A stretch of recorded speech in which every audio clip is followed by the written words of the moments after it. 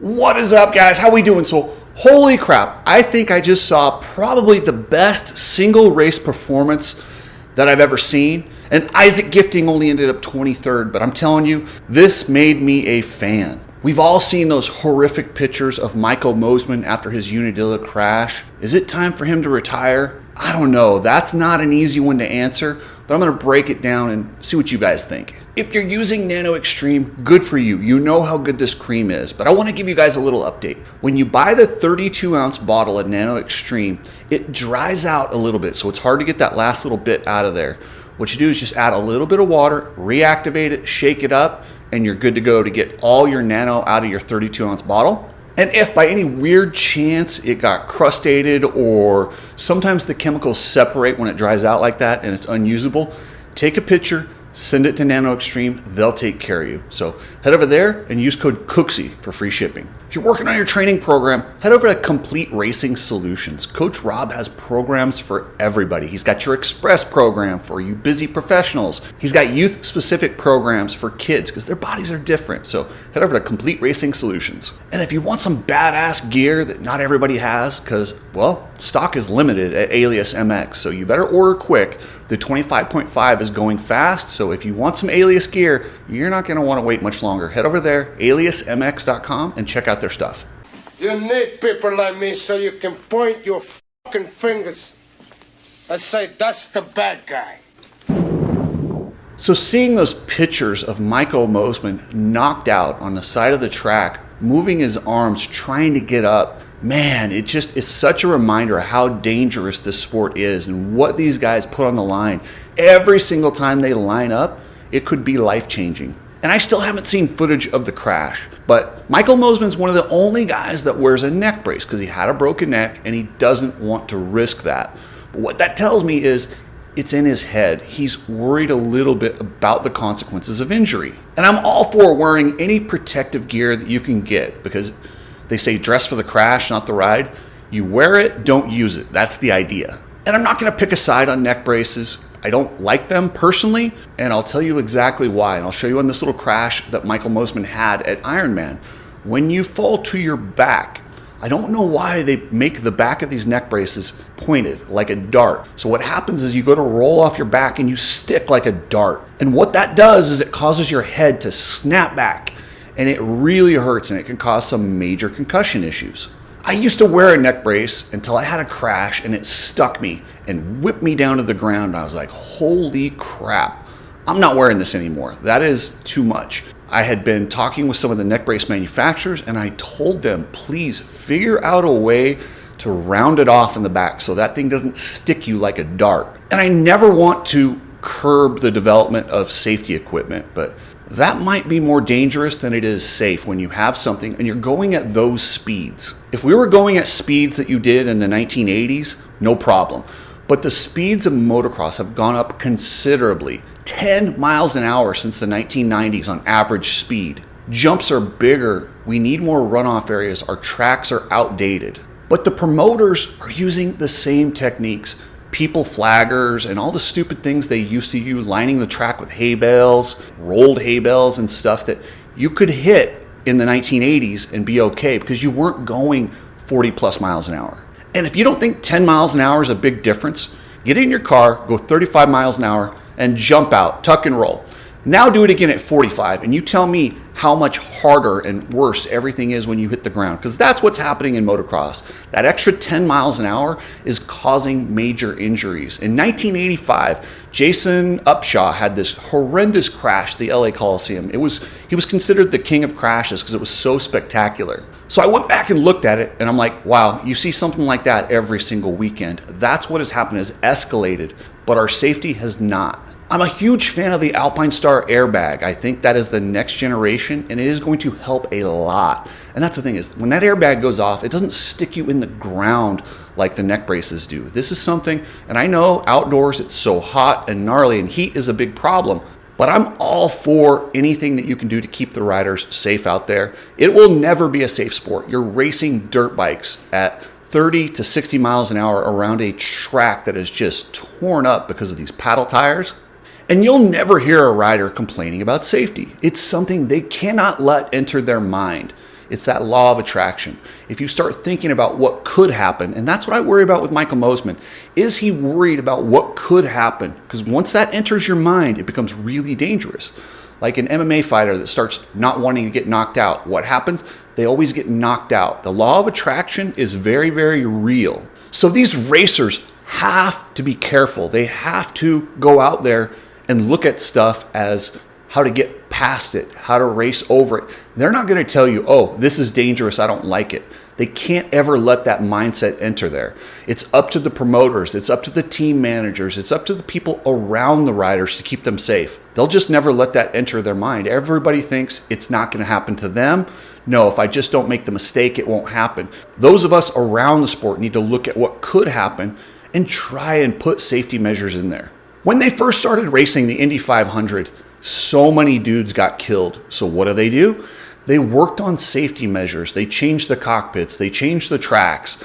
They did stuff to work on improvement. In our sport, they don't do that. All they do is hide the accident and tell everybody it's a dangerous sport. It is what it is.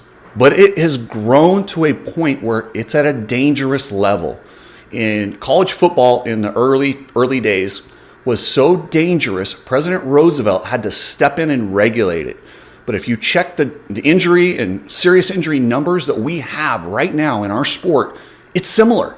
If the government looks at this, they're going to slap down some regulations. Maybe that's a good thing, but I don't like the government involved in anything. How about we proactively start using air fences, slow tracks down, get rid of paddle tires? There has got to be ways to do this to make it not as dangerous. It'll never be safe. But you look at that crash with Jason Upshaw, and you look at, now there's one or two of those every single weekend. When you're watching the races, always look to the side. You will see the medical mule hauling somebody off almost every single race.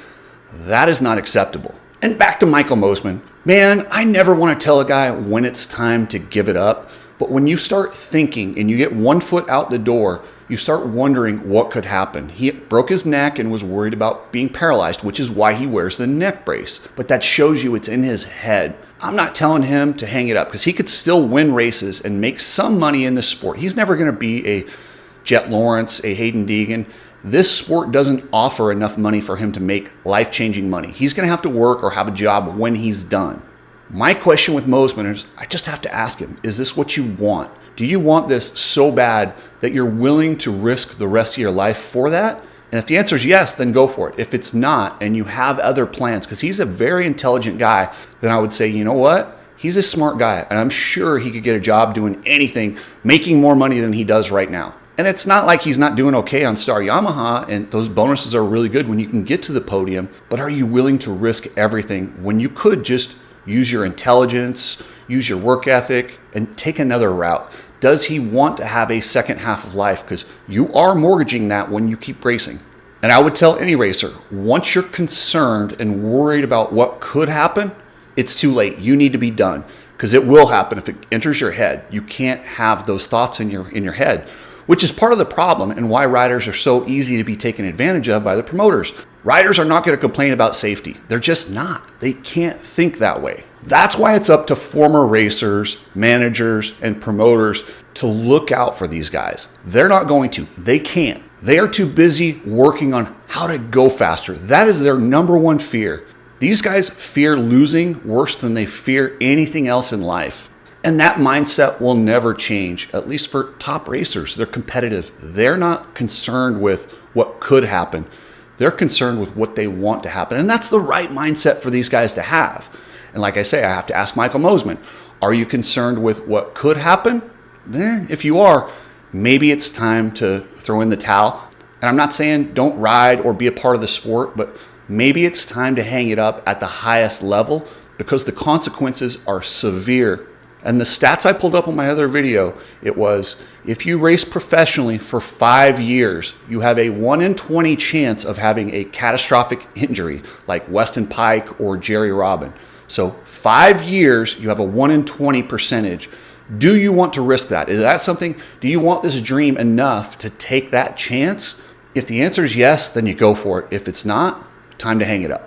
Check out Ride Strapped. We got some cool stuff coming. I talked to Chris today about an idea. He wants to support a race that is like an adaptive race. Guys like my buddy TJ that's in a wheelchair that still rides, well, he wants to support that event. So I'll let you guys know what we can do to help support that. The race is at the end of September, or 19th and 20th in Kansas. So I'll let you guys know when we have more information about that. Head over to ridestrap.com. If you need to ship anything, head over to Precision Transport. Are you tired of dealing with shipping companies that are just rude? They don't give you tracking. They act like it's your pleasure to ship through them. Don't do that. Head over to pretransport.com and let them get you dialed in. The MXGP in Sweden. Oh my gosh, this might have been one of the best races I've ever seen. Isaac Gifting, you are my hero. I first saw him at Lommel, and I loved his aggressive, just NFG style. He does not care if you're Jeffrey Hurlings or Tim Geiser. He is going to fight you. He's a privateer MXGP rider, that's the hardest series to win as a privateer. They're allowed full factory equipment over there, and they really cater to factory guys. To come in as a privateer, it's almost discouraged. And the way he fought the top guys at Lommel, I was like, dang, I really like this Isaac Gifting guy. He totally won up that performance. At his home country in Sweden, he came out there and was riding good. I think he got 10th in the qualifier, which is, that's about where he normally is. But he stepped it up in that first moto. He's running third, and he tangled with Geiser, and they had a big crash. So I think he got back going, but he got like 19th. I wasn't sure how banged up he was in that second moto, but I was like, man, I really hope the local guy, I hope he can get up inside the top 10, maybe the top 5 would be amazing. He started up front and battled for 30 plus 2. This dude gave every ounce of effort in his body and then about 50 more percent. It was crazy to watch. It was inspiring. He caught and passed Jeffrey Hurlings and Roman Fevre late in the moto. He had he had a half a lap to go, and he would have won on a privateer bike in his hometown. It was crazy to see Isaac Gifting handling the entire MXGP field. This has Roman Fevre, Jeffrey Hurlings, Tim Geiser, Lucas Kunin, Calvin Valandrin, Renault. I mean, everybody was there, and this dude worked through them. He didn't just get a whole shot and get lucky. He caught and passed Hurlings and Fevre late in that moto. It was mind-blowing. And this sport is so cruel. Just about 3 turns after he got the lead and looked like he had it locked up, he tucked the front end. Oh my gosh, it ripped my heart out. I'm watching the race at home by myself, screaming at my TV. My neighbors probably think I'm nuts, but that's the kind of craziness this race was. It was mind-blowing. I don't even know what else to say. Isaac Gifting is my new favorite rider, hands down. The way this guy rides, I had to look him up to even see what he looks like with his helmet off, but this guy made a fan for life out of me. He's like a modern-day Weston Pike. He just doesn't care. He doesn't care who you are, what support you have. He knows what he wants to do, and he goes for it. He is a true Viking. They say he had Viking blood. 100% this guy has Viking blood. Oh, and on a side note, Roman Fevre went 1-1-1 after Gifting crashed in that second moto, which stretched his point lead over Lucas Kunin from 9 to 41. With 4 rounds to go, I'm not saying it's over, because it's never over until you actually clinch. This sport has a cruel way of taking things from you if you count them too soon, but it's going to be very difficult. I don't know what was going on with Lucas Kunin. If he was injured, he looked horrendous in qualifying. First moto, then he went down early in the second moto. I mean, it was a bad day for the rookie. But on a side note, Jeffrey Hurlings was back to form, racing for that win towards the end. And when Gifting went past him, he was like, wait, what? Gifting? You're crazy, man. Go for it. But Jeffrey Hurlings ended up with a 2-2. It's nice to see the bullet back. Man, the way he rides is so smooth. It's a pleasure. Every time I get to see Jeffrey Hurlings ride a motorcycle, I'm happy. Geiser was back after his shoulder surgery, but he had a rough day. He got into it with Gifting in both motos. After their crash together in that first moto, I think Geiser DNF'd. Not a bad return for the guy who had this championship until he hurt that shoulder. But the story of the day was Isaac Gifting. I do not care that he wasn't on the podium. I don't care that he didn't get championship points in the second moto. He was the star. He stole the show, and he made more fans than any rider has in one day that I can remember. In the 250 class, Kaida Wolf has been creeping up on Simon Langenfelder. And the defending champ is not going down without a fight, but he had a really bad day. He just looked flat. He gained some points on Langenfelder in the first moto. Langenfelder had a bad day. He went 5, and then he went 1, so he got the overall. So I guess you can't say he had a bad day. He had a bad first moto, great second moto, and ended up stretching his point lead. And now I would say he's on cruise control, much like Roman Fevre, but it's different. That 250 class, they have huge point swings every weekend. With 60 points available and 4 rounds left, I want to say he's going to win, but I'm not that confident. They've got a sand track up next week. You can almost pencil in Kai de Wolf for a 1-1-1 and 60 points. He has got to limit the damage this week and get to the final 3 rounds. Then maybe I'll start talking a little bit more. But once he gets through the sand round, if he can minimize the damage next week, I'm going to go ahead and say he's probably going to be our champ. And I'll say this about Kai de Wolf. This dude needs to be on a 450. He is way too big. He looks like Marchbanks on a 250. He's so good. And when he gets on that 450, he'll be battling for wins instantly, no doubt. Anyway, I'm telling you, watch that race if you want to see the best race you'll ever see. That second moto, MXGP in the 450 class. Isaac Gifting put on a show. I'll probably watch it like 6 times because it was one of the greatest things I've ever seen until he went down and it just ripped my heart out. But thank you, members. I appreciate everything. One of you guys is going to win a $250 gift certificate to Complete Racing Solutions and Coach Rob. And then in December, we're giving away the new Powersports XQi3 electric motorcycle. Here's your member of the day. Let's start this off by saying, we got them. The illegal sale of American motorcycle racing. I present a case that reveals how the American Motorcyclist Association's 2008 sale of its racing properties constituted an illegal transfer of public trust into private hands. My name's B Mazy, and I'm here to stir shit up. So I made a song for you guys. You know, it's crazy that the riders still gotta pay to race. Even though these guys are just filling their pockets because they're money-hungry, greedy, stupid mother, ex-circus owners, but still got the same mindset for the Supercross. Screw Feld, screw the AMA, and screw Rob Dingman.